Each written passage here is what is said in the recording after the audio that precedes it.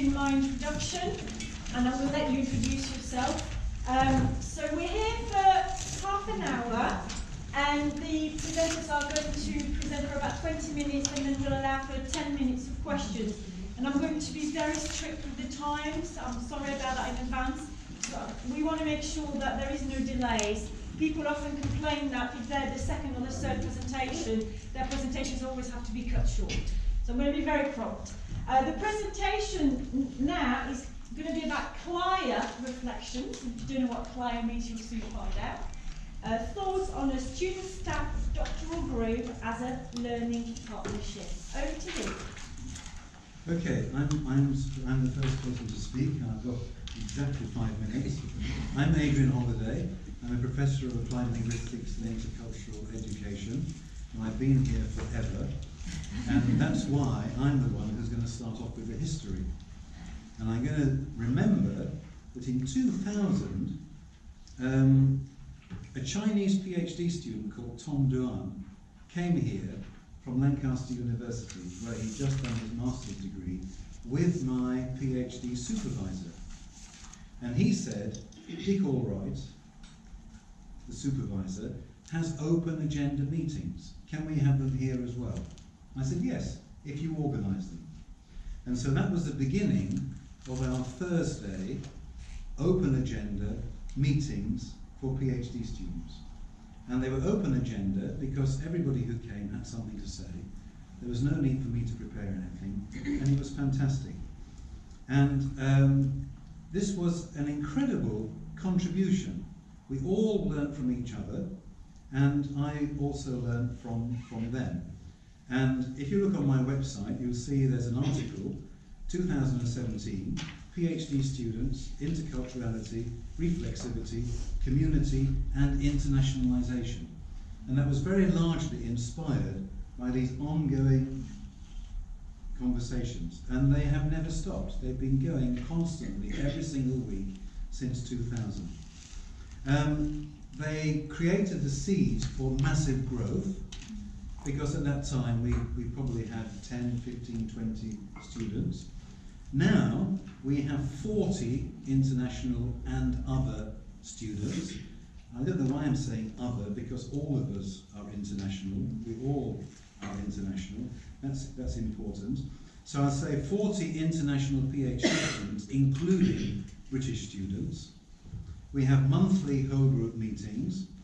We have 6 study groups: discourse, identity and the intercultural, approaches to English language teaching, researching early childhood, transformative education, researching culture with media, art and design. We also have students from other parts of the university, and discourse and power with the University of Kent. This is a collaboration now between education, the School of Language Studies and Applied Linguistics.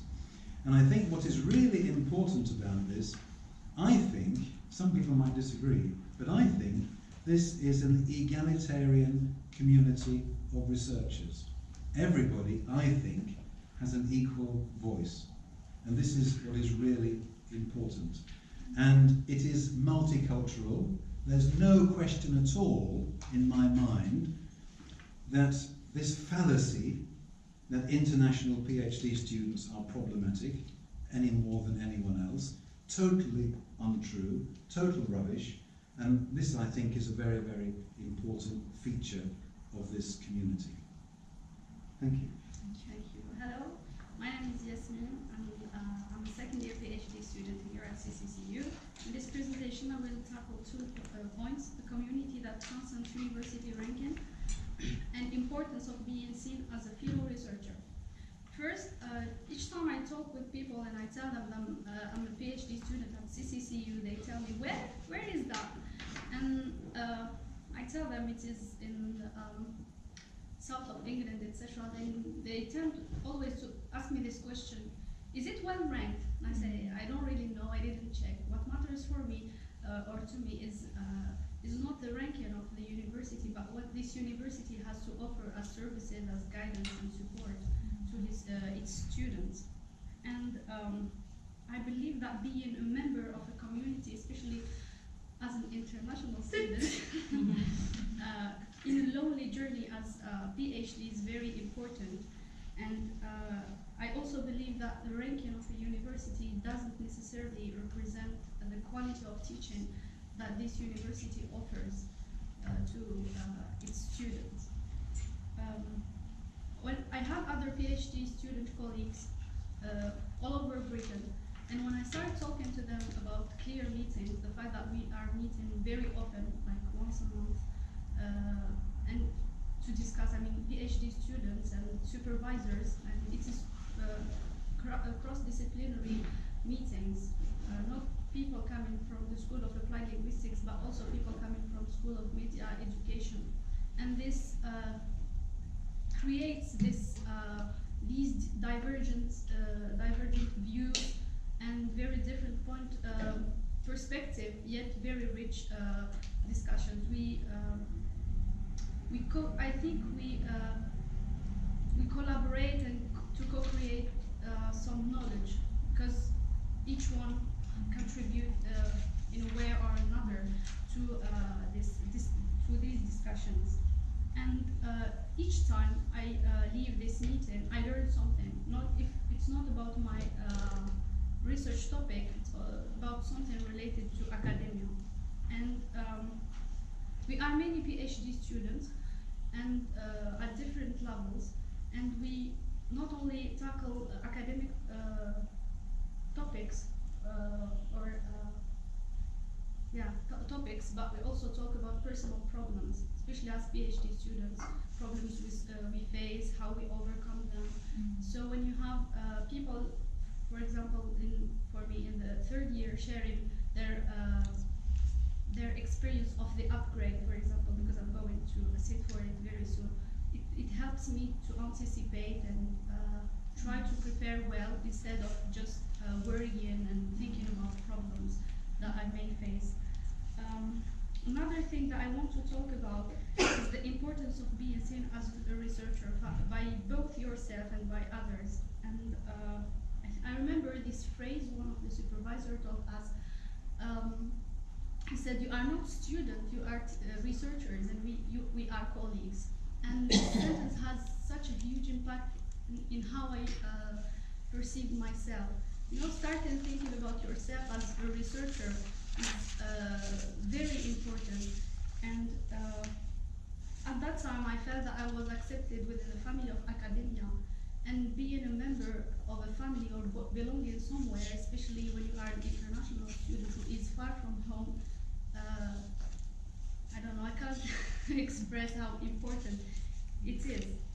And as a member of a family or as a member of a community or a group, you have responsibilities too. So I have this responsibility to share and to contribute within this group, and this helped me to overcome my anxiety, speaking anxiety, because I was afraid of talking in public, like using English. But I overcome this, and also started thinking about yourself as a researcher, or as myself as a researcher, increased and grew this sense of independence and autonomy. I'm a researcher, I will take care of my studies. I stopped thinking as a student who needs to, or who is constantly dependent on his supervisor to guide him all along this journey. And I think, so to make a long story short, I think being a member of a community, or more specifically an academic community, especially at doctoral level, and being partners in learning is good and is very important to both our personal and academic development. Thank you. I hope I didn't do it. Good morning, everybody. So now I move to something else. You know that your journey begins with having a grant or scholarship, but the success of that journey depends on your ability to integrate in the new research context. And this is what I'm trying to talk about, and showing how CLIER has helped me having a quick and effective integration. Because without this integration, it would be hard for you to go further and create the success of this journey. Now, first of all, CLIER has helped me have a smooth transition from one context to another context. So moving from two different contexts can be challenging, and CLIER has helped me making this challenge more manageable by the following points, or through the following advantages. First of all, coming to Canterbury University was a bit an isolating experience, away from home, a new adventure, a new lifestyle, new people, etc. It is normal to feel isolated and lost. Even if you have a supervisor, that is a huge help, but it is not enough. And we are, as students, we would like to have more and more and more. And having this community was vital to meet my needs, and trying to be more involved with the community. Now, the second advantage that with CLIER is that I have understood what is expected from me as a researcher. Because if you don't know how to invest in your science, what is your priority, and how to move on with your research. So that was vital. What should I do as a researcher? What is expected from me? Now, this will lead to understand the language of research used in this community. I will give you a very funny example. For me, when you tell me research tool, for example, I would think about a questionnaire and interview. This is a research tool.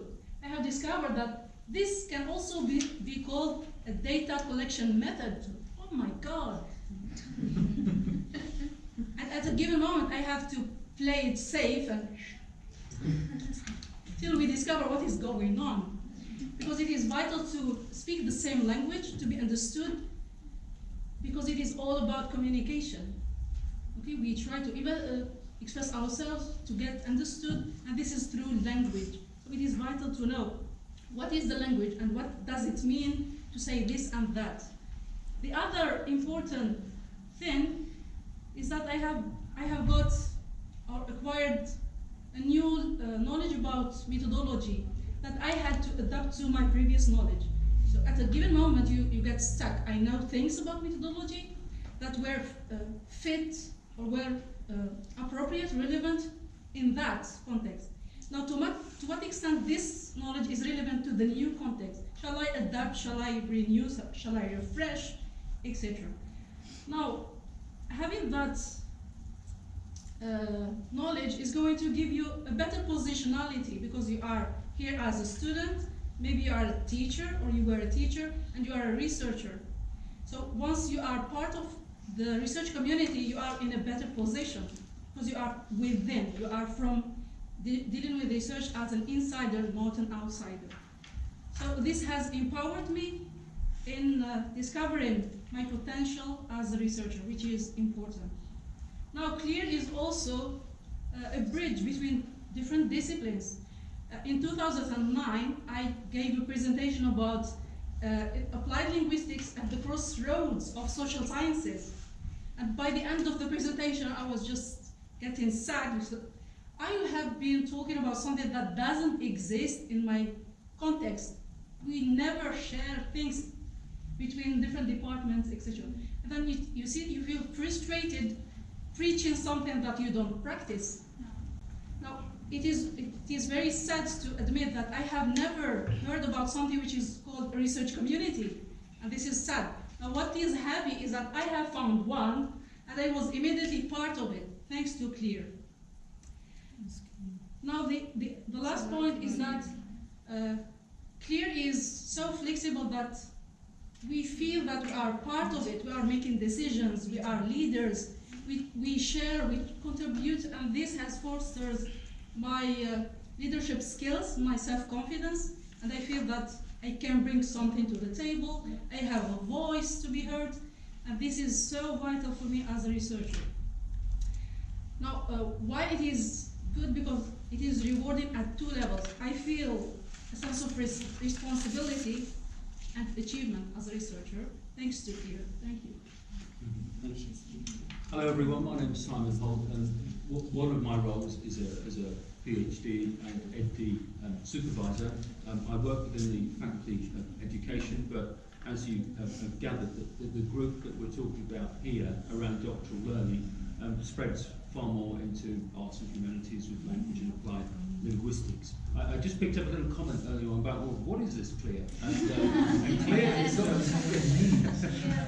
CLIER is something that's a relatively new group, although, as Adrian has said, it's got a long history here, and it stands for Culture, Language and International Education, and it's the research group around those themes. So I've come to this as a researcher, and I think it's vital that in terms of students, if you like, of taking ownership of their own learning, that we also see ourselves as researchers collectively.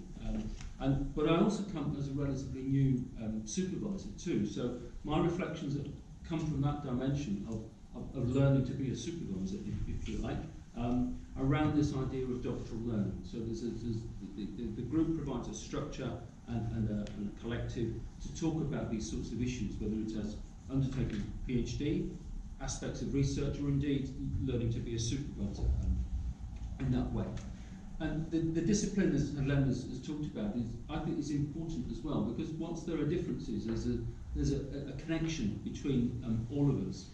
My doctoral thesis included post-colonial theory and looking at study visits of Christchurch students going abroad. Now I'm very lucky to work with a group of students who come from abroad to the UK. It really challenges my notions of research and an understanding of those sort of processes of learning in that sort of theoretical context. But the group itself clearly also provides an understanding of the procedural dimensions of undertaking a doctorate, and also from the supervisor's side of things as well, so reviews and upgrades and so on that Yasmin has already talked about. But potentially it's much more than that, because I can read about that in a handbook, but what I can't get from a handbook is understanding the emotional dimensions of what it is to go through a review meeting. And to understand that from a supervisor's point of view is also then to be able to empathise with the researcher, with the student as well. And for those of us who undertake a doctorate, it does provoke some difficult thoughts at times, and maybe there are sort of existential sort of dimensions, big questions in life about what is this all about, and why on earth am I spending all this time reading and working in isolation and so on. Well, CLIER provides a means for those discussions to take place, and provides a group to talk about these issues, so that isolation as a researcher, isolation as a supervisor as well, is broken through the nature of our group. And it's all through a culture of co-construction, which for really firm reasons requires the student researchers, if you like, just to differentiate, to take a lead in their learning. So the meetings that we've heard about, a group of students each time take leadership for setting the agenda and for managing the discussion. We have a series of seminars that take place, research seminars, which some people here have contributed to. We have students who help organise those and find rooms and introduce those seminars. We have annual conferences again, and the students as researchers take part and act, as well as presenting, take part in organising the conferences too. And I liken that to, in a way, to understanding the nature of what it is to become an academic. So coming from an education, and particularly initial teacher education background is what I did, I think there's a sense of professional learning as well, of becoming an academic.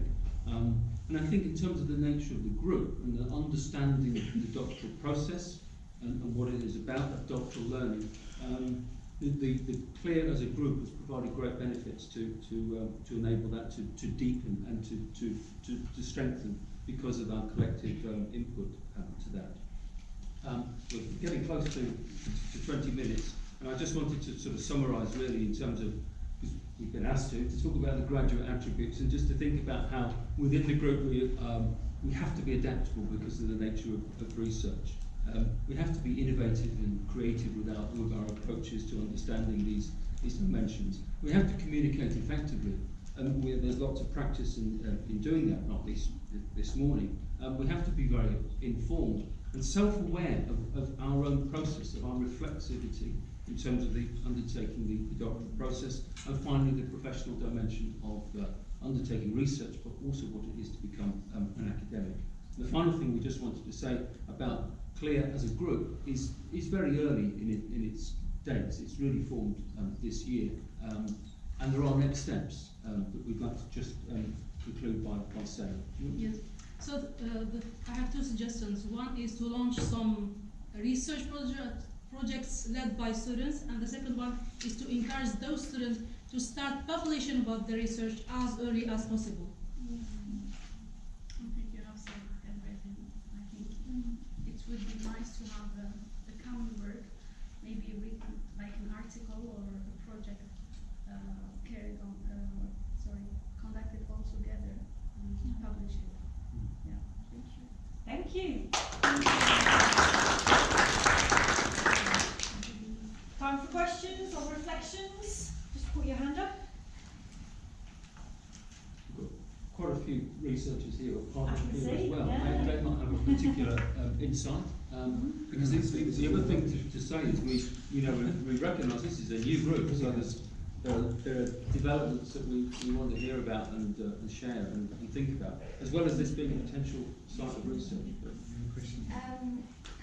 Well, my question is about the why CLIER. I mean, why have you changed the name of the meeting? Because before it was CLIER meeting, It was, and then yeah. I mean, what's the difference, and why have you made this? In terms of the group itself, I don't think it's made much difference at all. At one point, for the last couple of years, it was curriculum, language and intercultural education, and that was a funded research theme by the Faculty of Education.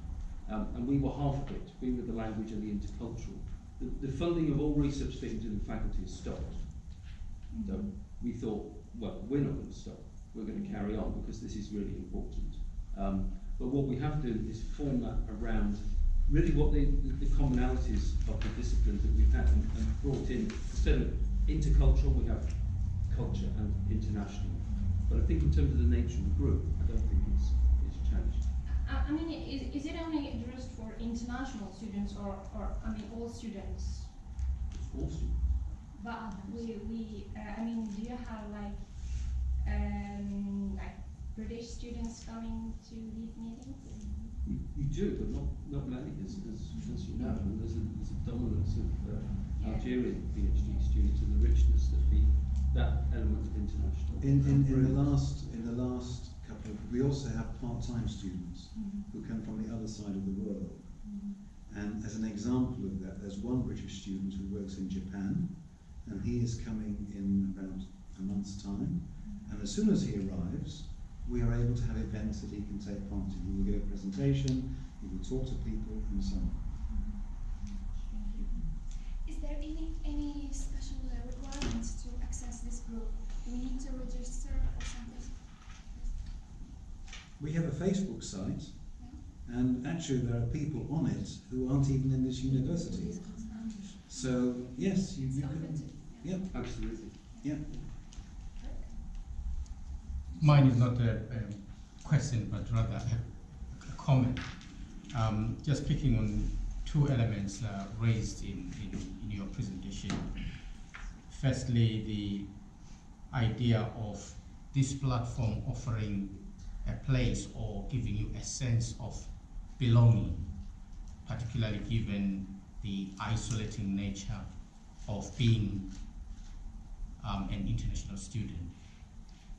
But tying that to the question that is actually being raised in terms of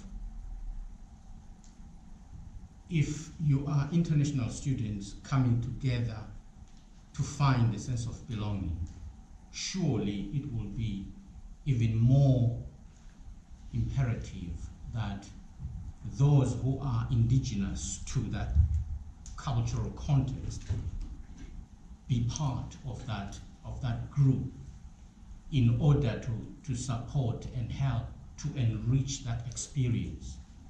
Otherwise, there is a possibility that you then become, to a certain extent, an island and continue perpetuating the same conceptions and views that keep you still isolated from what you would benefit from local students. So that's. I'm taking a long picture of this, taking it all the way back to the year 2000 when it began. And of course, the people who are there are the people who are there. Sometimes we have more British students than other students, sometimes we have less. And as those years go on, we're not talking about a cohort of people, we're talking about people who come and go all the time. And, we accept the people who are there at the time. We can't conjure up British PhD students just to create a sort of sense of diversity if there aren't any who are there at that moment. So it's people who are there. I think there is an issue, Socks, as well, though, about It's natural and normal. British students in Britain who are part-time coming to the university, and we see that for the conferences and seminars, but not necessarily that that's possible to come to the university at all forms. So we need to be thoughtful about ensuring that accessibility can take place. But Adrian's absolutely right. It's coming and it's going. It's a very fluid group. Can I say something? Quickly. So I believe that you can do research anywhere in this world, even with limited means. But once you come to a new environment, to a new culture, so that experience is going to be more rich because we have people from different background thinking differently, and this is the richness of being abroad in another context. Because it is not about going to the library, writing a research, it is going beyond your research, having a real experience in a different culture. So there's three, so quickly. Yeah. I believe the idea of having British students participating in the CLIER group is quite useful because I'm a language, student. I care more about the language, improving my English language. So having natives in the group will help me do so. This is my specialism, and I really object to this comment. I've had, if I look at all the students I've had, the people with difficulty with language have often been British students, and they learn so much from a bigger picture of English. And this is really important to me. And I ban the use of native, non-native speaker in anything that I So do. we'll take the last two questions together. Mine's not a question, mine's a response. Simon will know that the Faculty of Education is undergoing a major restructuring, and there will be communities of academic practice imposed. But I'm going to email and say I'd like to join my own. I've heard about a community of academic practice that already exists, and I'd like to attend and join that one. Excellent. And go along as a co-researcher. We are doing this informally. Oh, okay. Yes. And we're making it work by ourselves. So am I allowed to Very email? welcome. We're hoping it will be picked up within the structure. Yes. Okay. Last question or comment? Just something I want to respond to what he said. I'm here as an academic staff. As an international student when I did my PhD a few years ago, and one thing I've noticed as a lecturer is that there's a lot of self-segregation. You find out that students tend to self-segregate, and it's on the side of either the university or the staff to help them break out from that, because they can't. I have tried it, and we are still trying it with our undergraduate students, and I saw that work with my graduate school when I was doing my PhD.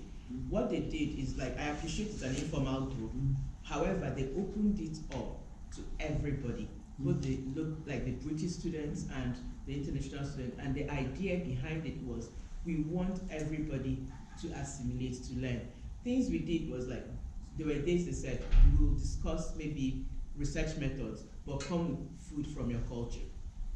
And we started learning and started doing that. it's not an easy thing to do, but I think it's very imperative and very necessary for research students, because you are in a country where you are lonely, it's not your, you need that, and they do need that. I don't hope it helps. Thank you very much. We've run out of time. I forgot to say this session was recorded, as in these guys were recorded. But if you ask questions and you don't want your voice to be heard, we can cut the questions off. Just come and see me at the end. You've now got 9 minutes to reach the next session. But before that, can you just give a round of applause